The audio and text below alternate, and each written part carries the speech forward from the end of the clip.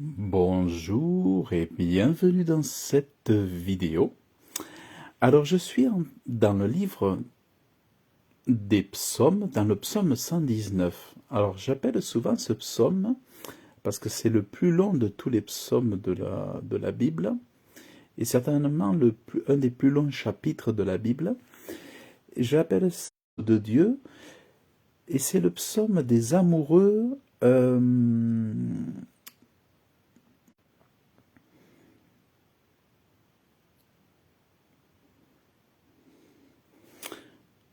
Alors, donc je disais que j'appelle ce psaume le psaume de David, donc c'est David inspiré par le Saint-Esprit, passionné, amoureux de Dieu, ami de Dieu, et amoureux de la parole de Dieu. D'ailleurs, il le dit, il est dit quelque part que ils sont la joie de son cœur.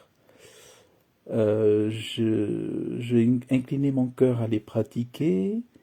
Et j'aime ta loi. Voilà, il est parlé de l'amour de la loi. Vous voyez, c'est j'aime ta loi.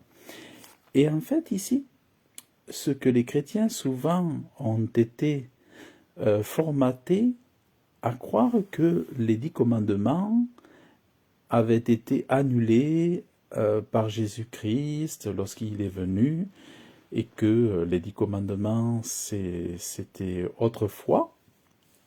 Et ça fait partie des mensonges clairement, des mensonges de l'ennemi de nos âmes qu'il a fait pénétrer dans l'Église de Jésus-Christ. Et alors qu'en fait, on voit très bien que les 10 commandements sont de toujours pour tous les hommes. C'est pas les 10 commandements ne sont pas faits pour les Juifs uniquement. Ça a été fait en fait pour toutes les nations et pour tous les hommes. Et ils avaient pour but de mettre en place le bien et le mal. Donc c'est vraiment les normes morales. Parce qu'il est dit par exemple, on en voit l'exemple ici, retirez-vous de moi, vous qui faites le mal. Là, David, inspiré par le Saint-Esprit, fait bien comprendre que le mal, c'est le fait de s'éloigner des commandements de Dieu. Donc, faire le mal, moralement, donc on voit vraiment, alors attendez, on va essayer de voir.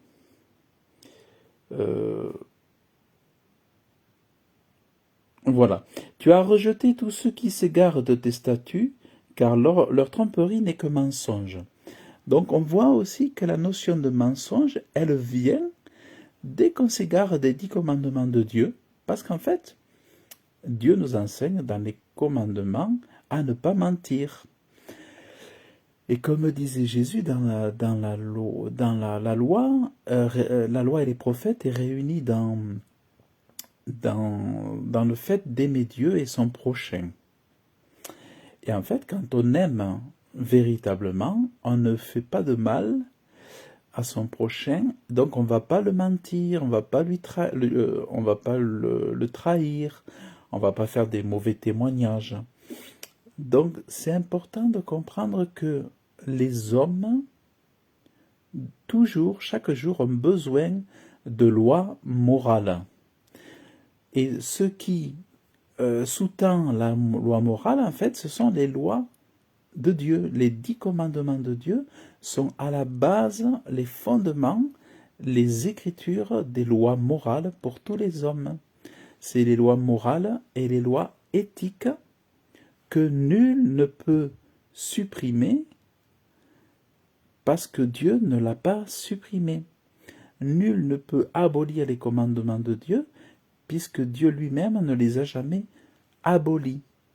Seuls les abominables, les usurpateurs, les trompeurs ont remplacé les commandements de Dieu par leurs faux commandements à eux. En fait, ce sont des commandements d'hommes, des traditions qui sont venues se mettre au-dessus des commandements de Dieu. Que l'on parle du 2e commandement ou du 4e, ils sont venus mettre leurs traditions à eux, créer des commandements d'hommes pour cacher les véritables commandements de Dieu. Donc dès qu'on s'écarte, comme on le voit ici dans le psaume 119, dès qu'on s'écarte des 10 commandements de Dieu, on est dans le mal, on est dans le mensonge, on est dans l'adultère, on est dans l'idolâtrie, enfin ils sont dans, voilà, on est dans l'idolâtrie, tout ça. Par contre, quand on garde les commandements de Dieu, qu'on les médite, qu'on les étudie, eh bien, on est armé pour lutter contre l'idolâtrie, contre l'adultère, contre les faux témoignages, contre la convoitise, contre la méchanceté, contre le mensonge et toutes ces choses. Donc voilà, on voit bien, hein, tu as rejeté tout ce qui s'égare de tes statuts, car leur tromperie n'est que mensonge. Donc la tromperie, le mensonge. Et donc tous ceux qui sont loin des commandements de Dieu se font eux-mêmes méchants, ils deviennent des méchants. Et après il dit, tu ôtes tous les méchants de la terre comme des scories, c'est pourquoi j'aime tes témoignages. Ma chair frissonne de la frayeur que j'ai de toi, et j'y crains à cause de tes jugements. J'ai pratiqué le jugement et la justice, ne m'abandonne pas à mes oppresseurs. Sois le garant de ton serviteur pour son bien, que les orgueilleux ne m'oppriment pas. Donc, et deviennent orgueilleux tous ceux qui rejettent les commandements de Dieu. D'ailleurs, qu'a fait Satan, qu'a fait Lucifer? Il a rejeté dans le ciel les commandements de Dieu, voulant devenir Dieu lui-même, au-dessus du Dieu créateur du ciel et de la terre. Et c'est comme ça que il est connu pour, par son orgueil, avoir perdu ses privilèges dans le ciel et d'avoir été non plus appelé Lucifer mais Satan, et d'avoir été jeté sur la terre à cause de son orgueil, alors qu'il avait une place excellente dans le ciel. Il était un chérubin de Dieu, il était voilà, mais c'est son orgueil. Donc c'est parce que déjà lui aussi il avait remis en cause, avec son orgueil, avec sa beauté, il avait remis en cause les 10 commandements de Dieu, qui aussi étaient là-haut dans le ciel. Donc on voit que qui s'écarte des commandements de Dieu, eh bien il est orgueilleux, il est trompeur, il est méchant, il est mensonger, il est toutes ces choses-là. Donc, en fait, l'amour de Dieu,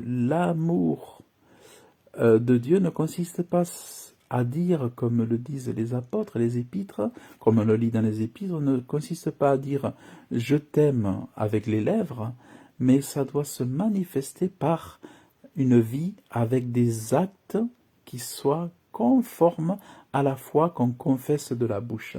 Les actes doivent manifester la pratique des commandements de Dieu et de la foi en Jésus-Christ. Et on voit qu'il y a les commandements de Dieu et que Jésus est venu ajouter aussi de nouveaux commandements pour embellir, amplifier l'importance de l'éternité de ces commandements.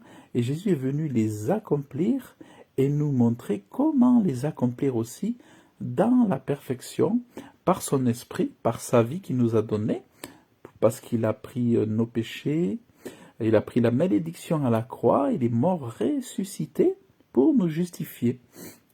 Donc avec cette nouvelle vie qu'il nous donne, il nous enseigne aussi à marcher dans les 10 commandements de Dieu et à être des exemples aussi, bien sûr, parce que on doit être des exemples dans la vertu, dans la pureté, dans la sainteté. Sinon, à quoi bon être des fils et des filles de Dieu si c'est pour faire honte à Dieu? On est là pour honorer Dieu et pour montrer aux hommes qu'il y a sur terre des hommes et des femmes qui croient en Dieu et qui sont différents de par leur relation avec Dieu, et que leur foi est véritable et qu'ils sont habités d'un esprit qui n'est pas le même que le leur. Voilà, ça c'est vraiment très important qu'on puisse être un témoignage que Dieu est vivant, que Dieu existe. Voilà, que Dieu vous bénisse et je vous dis à très bientôt. Bye bye.